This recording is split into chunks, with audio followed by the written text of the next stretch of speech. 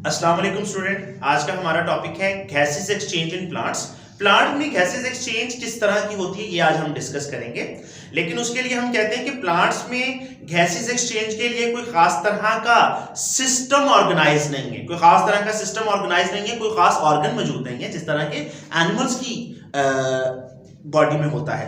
तो फिर इसमें क्या होना चाहिए, कोई खास तरह का मखसूस सिस्टम तो नहीं है। तो फिर हम कहेंगे इसके जो हर सेल्स इंक्लूडिंग लीव्स भी अपना रोल प्ले कर रहा है removal of carbon dioxide and taking of the oxygen के लिए, removal of the oxygen and taking of the carbon dioxide. ठीक है, इसके लिए रोल प्ले कर रहा है।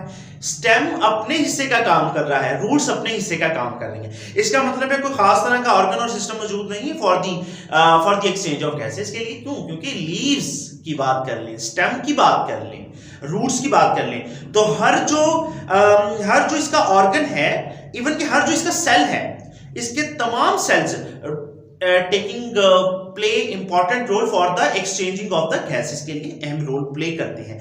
इसका हर सेल ही अपने तरफ से एक्सचेंज ऑफ गैसेस के लिए अहम किरदार अदा करेगा। हम कहेंगे इसके पास कोई खास तरह का ऑर्गन सिस्टम मौजूद नहीं है। जिस तरह ह्यूमन की बात की जाए, जिस तरह एनिमल की बात की जाए, उसमें तो खास तरह का सेल्स था, एक खास तरह के ऑर्गन होते हैं ना for the removal of gases के लिए, गैसेस की रिमूव करने के लिए, गैसेस को इनटेक करने के लिए। But there is no any specific type of the organ system is found in the plants में कोई खास तरह का सिस्टम मौजूद नहीं है। हर सेल अपना रोल प्ले कर रहा है। तो हम कहेंगे सबसे पहले इसके जो large area which is taking important role for the exchanging of gas, वो लीव्स हैं। These are the leaves, ये लीव्स ही हैं जो अहम किरदार अदा करते हैं। प्लांट्स के अंदर जो बहुत बड़ा एरिया है, वो लीव्स ने कवर किया है। वो कहेंगे कि हमारे हिस्से का काम है। हम लीव्स बहुत अहम किरदार अदा करेंगे गैसेस के एक्सचेंज के लिए। क्या करेंगे इसके पहले तो लीव्स अहम किरदार अदा कर रहे हैं ऑक्सीजन की रिमूवल के लिए और कार्बन डाइऑक्साइड को लेने के लिए। लेकिन हम सबसे पहले देखेंगे कि लीव्स खुद किस तरह के होते हैं। तो हम कहेंगे इसके ऊपर सबसे पहले जो इसकी लेयर है, अगर हम लीव्स किस तरह को देखें, सीधा लीव्स रख के देखें, तो उसकी ऊपर आपको देखा होगा आपने बाजू का पानी का ड्रॉप डालें तो उसके ऊपर रुकता नहीं है। इसका मतलब है वो खास तरह की कोई ऑयली सी स्किन है। This skin is called cuticle skin. ये क्यूटिकल की लेयर होती है, क्यूटिकल लेयर लीफ में, क्यूटिकल की लेयर। तो हम सबसे पहले देख लेते हैं लीफ को। लीफ ले लिया हमने, उसकी सबसे ऊपर वाली सरफेस को देखें तो क्यूटिकल की लेयर क्या करती है? प्रिवेंट करती है, रोकती है। किसके लिए? For the excessive loss of water को रोकती है। ठीक है, एक स्किन के तौर पर काम कर रही है क्यूटिकल की लेयर। पानी को अंदर से बाहर जाने और बाहर से भी अंदर आने से रोकती है, क्यूटिकल की लेयर है। अच्छा जी, क्यूटिकल की लेयर के बाद जो पहली हमारे पास लेयर आ जाती है क्यूटिकल के बाद, उसको कहते हैं अपर एपिडर्मस, बालाई तह, अपर एपिडर्मस कहते हैं। उसके बाद अगर हम देखें अपर एपिडर्मस के बारे में यह भी कहा जाता है कि लॉट ऑफ स्टोमेटा जो बहुत ज्यादा क्वांटिटी में पाए जा रहे हैं, वो जो है वो किसमें पाए जाते हैं? दोनों जो है वो एपिडर्मस में पाए जाते हैं। एपिडर्मस का रीजन ये अपर एपिडर्मस है, ये लोअर एपिडर्मस का रीजन है। तो स्टोमेटा के जो ज्यादा केसेस हैं, जो ज्यादा स्टोमेटा पाए जाते हैं, वो लोअर एपिडर्मस में पाए जाते हैं। लोअर एपिडर्मस में हमें स्टोमेटा नजर आ रहे हैं। हम कहेंगे स्टोमेटा की जो प्रेजेंस होती है वो ज्यादातर एपिडर्मस में ही होती है। वो अपर एपिडर्मस भी हो सकता है, लोअर एपिडर्मस भी हो सकता है। उसके बाद अगर हम बात करते हैं तो अपर एपिडर्मस के बाद के जो सेल्स आ जाते हैं उनको हम कहते हैं मीजोफिल सेल्स। ये नमूतरे टाइप के सेल्स आपको नजर आ रहे हैं। अपर एपिडर्मस के बाद मीजोफिल के सेल्स हैं जो कि क्या रोल प्ले कर रहे हैं। और मीजोफिल के बारे में ये भी कहा जाता है, लीफ के अंदर मीजोफिल जो है,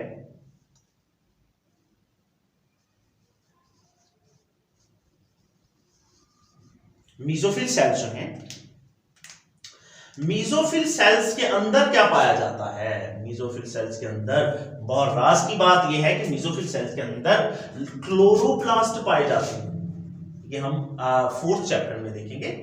मीजोफिल सेल्स के अंदर क्लोरोप्लास्ट पाए जाते हैं, और क्लोरोप्लास्ट में भी हम कहेंगे क्लोरोफिल ग्रीन तरह का पिगमेंट पाया जाता है, which is very important which is very specific for the absorption of light.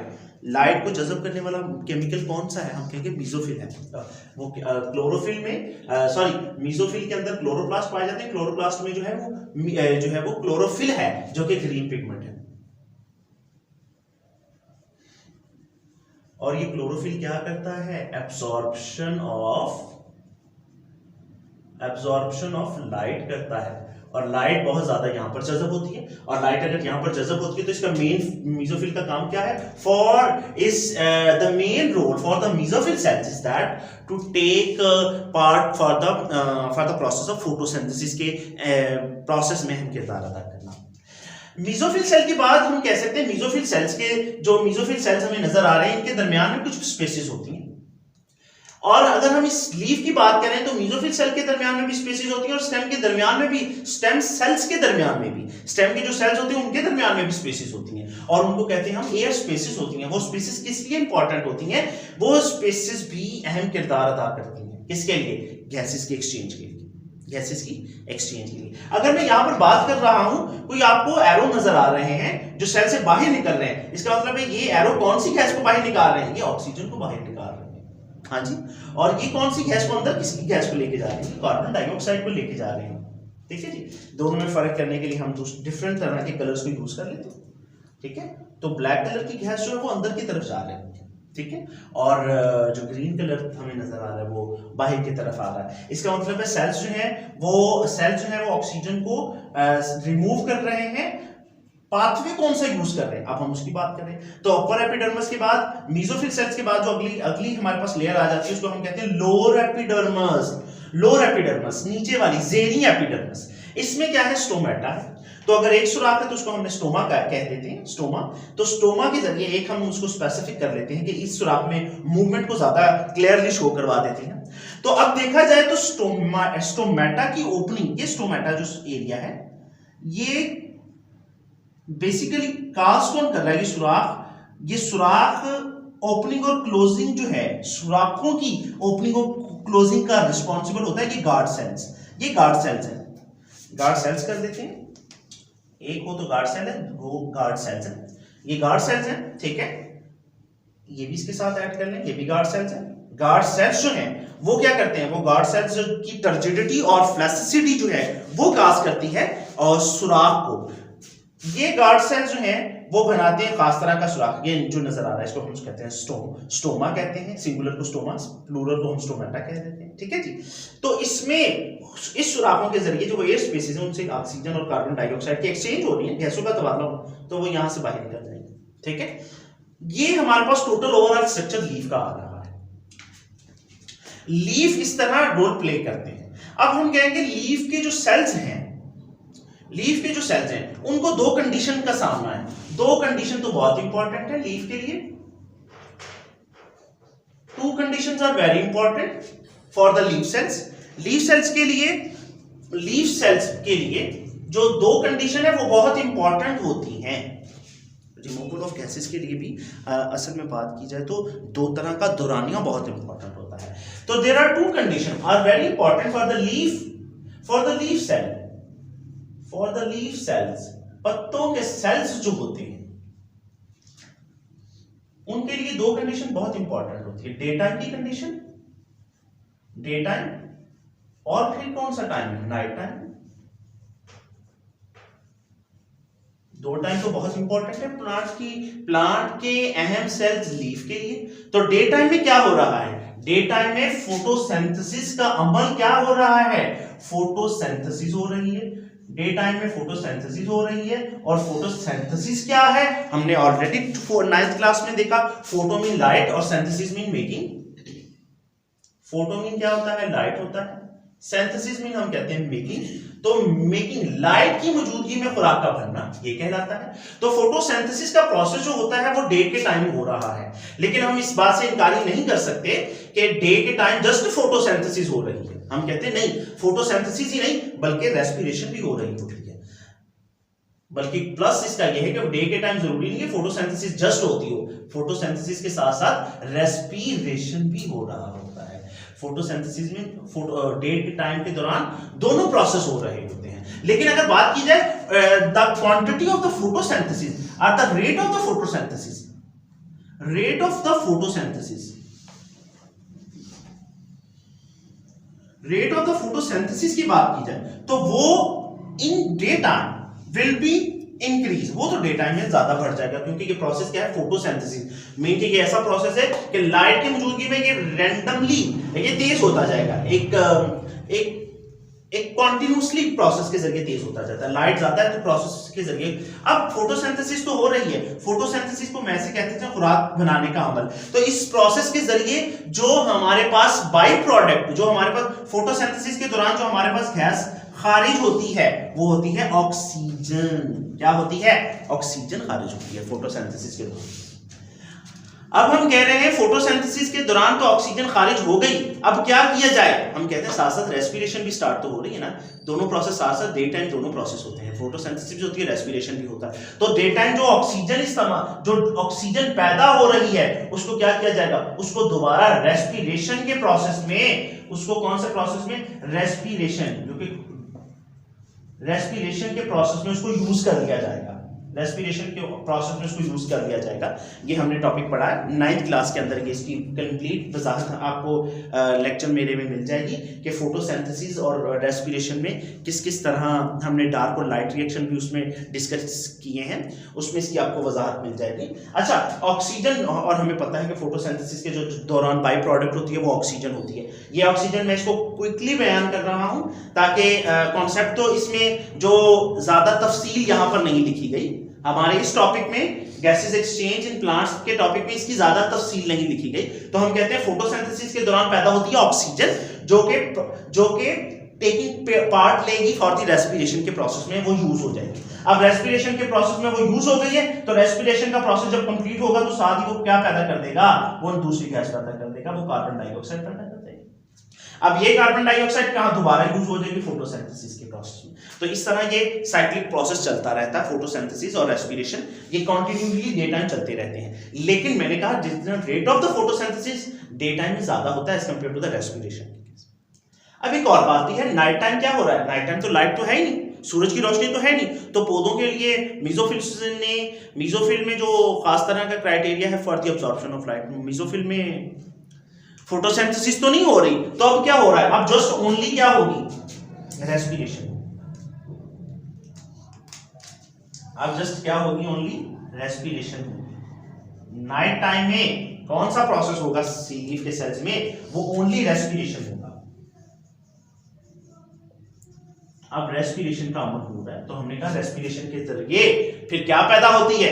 Respiration के बाद क्या पैदा होती है? कार्बन डाइऑक्साइड पैदा होती है। तो प्लांट क्या करेंगे? रात के टाइम क्या खारिज करेंगे? कार्बन डाइऑक्साइड खारिज करते जाएंगे। किसमें? कहां खारिज कर रहे हैं? एनवायरनमेंट में खारिज कर रहे हैं, एनवायरनमेंट में कार्बन डाइऑक्साइड को खारिज कर रहे हैं। अब एनवायरनमेंट से मजबूरी है क्या लेने की? ऑक्सीजन तो लेनी है, अब वो एनवायरनमेंट से ले लेंगे ऑक्सीजन,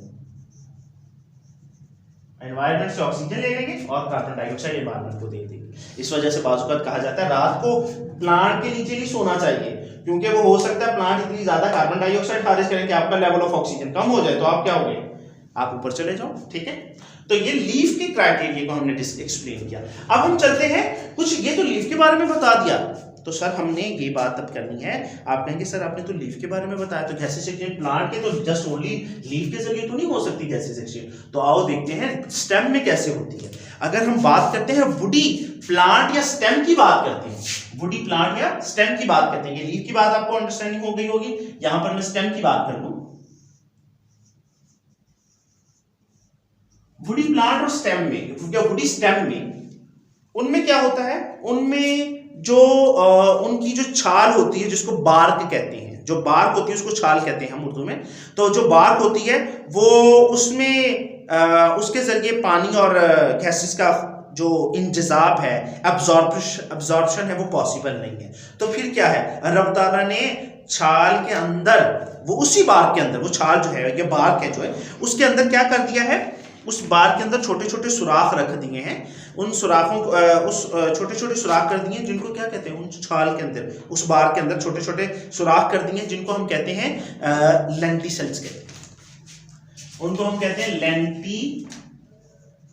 लेंटिसेल्स कहते हैं। ये लेंटिसेल्स कहते हैं। कहां पर होते हैं? हमने कहा कि जो स्टेम होता है उसके स्टेम के बाहर बार्क होती है। बार्क में क्या होते हैं? स्मॉल होल्स होते हैं, स्मॉल होल्स होते हैं। और ये होल्स कहां पर होती हैं? बार्क के ऊपर। बार्क की तकरीबन पूरी छाल में ये जो है वो स्टेम होते हैं। पूरा स्टेम का स्ट्रक्चर जो देख लिया जाए उसमें पूरी में छोटे छोटे सुराख नजर आते हैं। आपको पिक्चर जो है पेज नंबर 4 पर पिक्चर नजर आएगी। जो सॉरी पेज आपका जो टॉपिक है, पिक्चर जो है वो 10.2, उसमें आप देख सकते हैं छोटे छोटे सुराख नजर आ रहे हैं जो छाल की तह में जो है ना बार्क की जो लेयर है उसके अंदर खास तरह के होल्स होते हैं, सुराख होते हैं, उनको हम लेंटिसेल्स कहते हैं। और इन लेंटिसेल्स के जरिए से भी स्टेम क्या करता है? गैसेस का एक्सचेंज करता है। तो गैसेस का एक्सचेंज किन के जरिए से होगा? इन लेंटिसेल्स के जरिए से। स्टेम की बात तो हमने कर ली है, अब किसकी बात करें? अब हम नई बात कर लेते हैं, रूट्स की बात तो रह गई। और रूट्स को भी डिस्कस कर लेते हैं। रूट को हम थोड़ा सा यहां पर डिस्कस कर लेते हैं। अब रूट्स क्या करती हैं? रूट्स के अंदर भी जो टीनी रूट्स होती हैं, जिनको हम रूट एयर कहते हैं, वो जमीन में होती हैं। तो उनका क्राइटेरिया क्या है कि वो पता है कौन सा प्रोसेस? रूट्स जो होती हैं वो डिफ्यूजन के जरिए से, डिफ्यूजन के प्रोसेस के जरिए से गैसेस एक्सचेंज करती हैं। Diffusion, by the process of diffusion.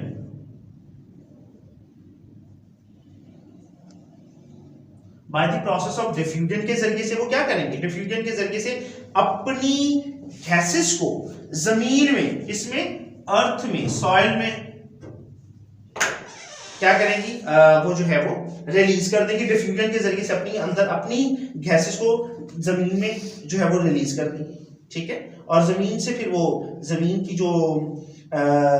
की लेयर से वो क्या ले लेंगी? ऑक्सीजन। जमीन की लेयर से वो कार्बन डाइऑक्साइड ले लेंगी, ऑक्सीजन जमीन को दे देंगी, जमीन से कार्बन डाइऑक्साइड ले लेंगी। अब रूट्स भी हो गया, स्टेम भी हो गया, ये लीफ के सारे एक्सप्लेनेशन हो गई। अब किसकी बात करें? हम कहेंगे कुछ ऐसे प्लांट्स भी हैं जो कहां पर रहते हैं? जो रहते हैं, हम आगे जाके इसकी वजाहत ज्यादा डिटेल पढ़ेंगे, लेकिन अभी उस प्लांट का नाम नहीं देखते। अभी हम कहते हैं कुछ प्लांट ऐसे भी हैं, कुछ प्लांट की जड़ें, कुछ प्लांट ऐसे हैं जिनकी जड़ें जमीन पानी में रहती हैं हर वक्त। हाँ जी, पानी में रहती हैं। तो वो क्या करेंगी? वो अपनी गैसेस को किसमें रिलीज कर देंगी? पानी में रिलीज कर देंगी। तो पानी में रिलीज कर देंगी अपनी गैसेस को, और गैसेस पानी से क्या ले लेंगी? ऑक्सीजन को ले लेंगी। तो इस तरह गैसेस का प्रोसेस होता रहता है प्लांट में। तो बेटा इस होल टॉपिक में आपको कुछ कंफ्यूजन हो तो आप कमेंट बॉक्स में पूछ सकते हैं। तो इसमें हमने आज के जो लेक्चर में हमने ये भी देखा था कि किस तरह जो है वो गैसेस एक्सचेंज होती हैं प्लांट्स के अंदर। एक बहुत ब्रीफली डिस्कशन थी इस टॉपिक से रिलेटेड, जिसमें हमने लीफ के पूरे क्राइटेरिया को देखा, स्टेम को देखा, उसके बाद रूट्स को देखा, और उसके रूट्स के बाद हमने कहा कुछ प्लांट्स ऐसे हैं जिनकी रूट्स जो है वो पानी में डिफ्यूजन, पानी में गैसेस को जो है वो रिलीज कर देती हैं, ठीक है। तो बेटा इस होल टॉपिक में क्वेश्चन हो तो आप कमेंट सेक्शन में पूछ सकते हैं। मेरे चैनल को लाइक, सब्सक्राइब और शेयर कीजिएगा अगली वीडियो के लिए। तब तक इजाज़त दीजिए। अस्सलाम वालेकुम।